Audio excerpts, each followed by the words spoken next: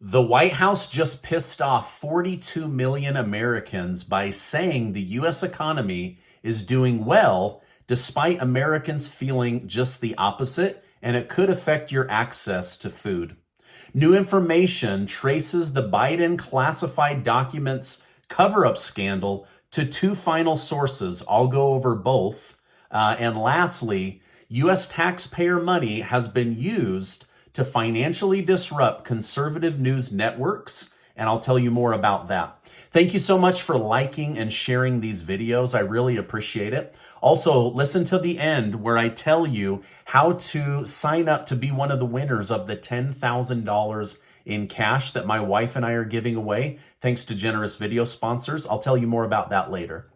The federal government hasn't quite convinced the average American consumer that the U.S. economy is better, as real wages have fallen for 21 months in a row. However, the U.S. government has been able to convince the SNAP food program that the U.S. economy is better and that it's time to lower or remove tens of millions of Americans from the SNAP food program. Starting in March, 32 states will lower SNAP benefits to millions of American homes, even though the U.S. government is aware that millions of homes are on the edge of food poverty, choosing between paying their mortgage and rent or buying enough food to sustain themselves. However, the government says the economy is booming and it's time to slow or end this program around the country. Now, the average family of four could see benefit reduction of $328 a month.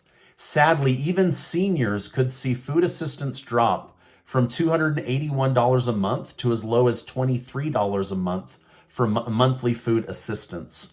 Now, I share this information not to scare you, but to help prepare you, because the government is relying on media outlets to get the word out. Otherwise, you wouldn't find out about your food SNAP benefits reduction until March, when money doesn't show up on your card. So please research your own particular state. I'm not going to go through the rules of all 32 states, or this would be a 60-minute video.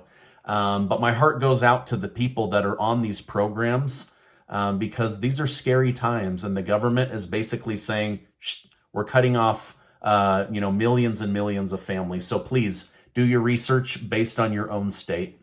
Now, under our rights to freedom of speech, you can say just about anything you want in America, even stupid stuff, though I recommend telling the truth. But no one, and I mean no one, wants to stop freedom of speech more than the federal government.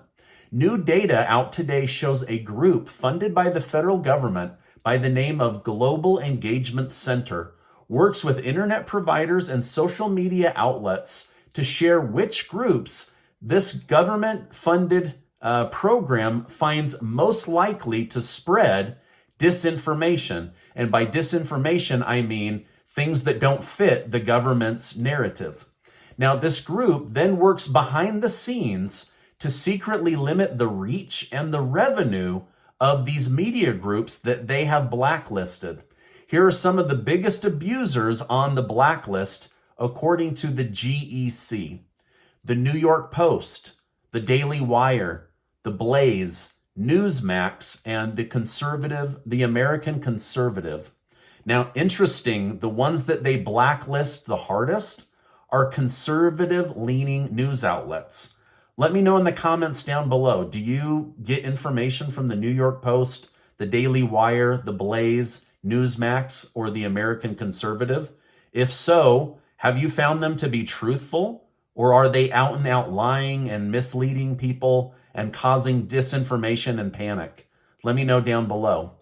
Now, on the other side, I guess you would call it whitelisted, are the most trustworthy, according to the GEC. So these are the most trustworthy news outlets: BuzzFeed, the Wall Street Journal, USA Today, the Associated Press, the Washington Post, and the New York Times. Interestingly enough, these are left-leaning liberal news outlets. So there is some bias in this group on who is telling the truth and who isn't telling the truth that this group doesn't want to hear. So the federal government has been funding this group using taxpayer money in order to prop up news sites and financially damaged news sites that they don't want to have enough reach or revenue to continue to exist. Now, we are learning a little bit more about the object shot down over Alaska by the U.S. military. Although the military refuses to say what the object was or from which country it came from, witnesses mentioned yesterday that it was bigger than the average car. A new witness today came forward and said that the object was cylindrical and gray colored. Now, is it just me, or is this like starting to sound like either a UFO or a blimp, right? Like long gray cylindrical object floating in space that needs to be shot down by the US military. I don't know. I don't want to be a conspiracy theorist, but it's starting to sound like a UFO, right? Now, as of this morning, the US Pentagon announced they are tracking 2 new Chinese spy balloons, both collecting data over Canada. But since they're floating over the country of Canada, they're going to allow Justin Trudeau and Canada to handle the situation with China however they see best. Now, about a week ago, I told you how House Representative James Comer discovered the classified documents found at Biden's university office were known about before the midterm elections, and the National Archive agent refused to say who ordered the archive to keep the story hidden. So the story came out before the midterm elections, and they purposely covered it up and buried the story because somebody ordered them to be quiet. Now, Representative Comer announced today that they've been able to track the hush order back to either Merrick Garland himself, the head of the Department of Justice, or the White House itself. Now, proving that this was kept secret in order to influence the midterm elections. Now, Representative Comer says that the House of Representatives will continue to investigate until they find who ordered the hush of this story or the silence on this story. But as of right now, all we know is there was a lot of secrecy and cover up so that this classified document scandal story would not leak until after the elections. I'm curious to know from you here, do you think it was the National Archive being told by the White House? Or was it Merrick Garland? Or was it somebody else? And they're just trying to cover up for this person or this organization. Let me know your thoughts down below. But this is who they've traced it back to, and now it's kind of come to a dead end. Republican Representative Matt Gaetz of Florida has filed a new bill in Congress called the Ukraine Fatigue Resolution, which seeks to stop sending money to Ukraine and force the two countries to seek peace. As of right now, the United States has sent well over $100 billion of taxpayer money for the war against Russia and Putin. Now, Matt Gaetz said, which of these billions do you think is going to end the war? None of them. And we aren't even taking care of our own American citizens. This bill, as of right now, has 10 co-sponsors and could hit the floor as early as next week if House Speaker Kevin McCarthy will allow the bill at all.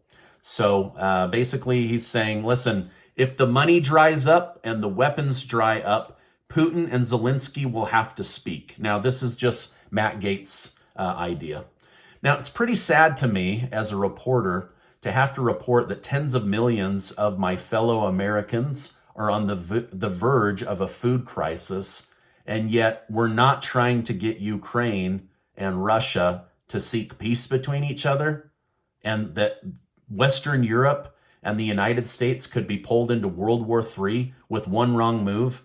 I mean, something seems really off about this. Now, before you go, Casey and I are giving away $10,000 in cash thanks to generous video sponsors. I'll leave a link down below so you can learn more about it and sign up. It only takes about 10 seconds. Now, before you go, I want to remind you that you are amazing. Please check out this super important video and get subscribed to the channel. Hey, there's a lot of places to get your news today, so thank you so much for stopping by, and I'll see you on the next video.